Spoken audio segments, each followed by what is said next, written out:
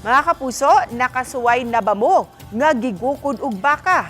Ani ay mga sakristan kun altar servers sa Our Lady of Consolation Parish sa Sambuan nga gigukod og baka samtang gisuroy ang imahen sa Batang Hesus.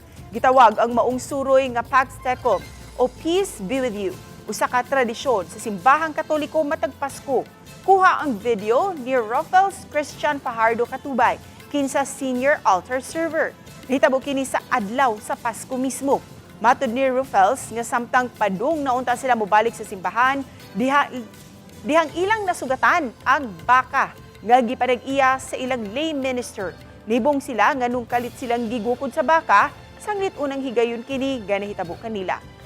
Himo hinuong katawanan ang ilang kasinatian ug nag-viral usab ang ilang video. Wala mi nag-expect nga gugdon mi sa baka kay niagi ra pud mi, and it was our first experience nga gugdon og baka in my 17 years of experience.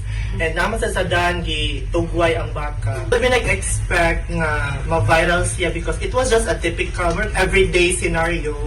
And the video ra ko for the sake nga ma-document ang amuhang experience.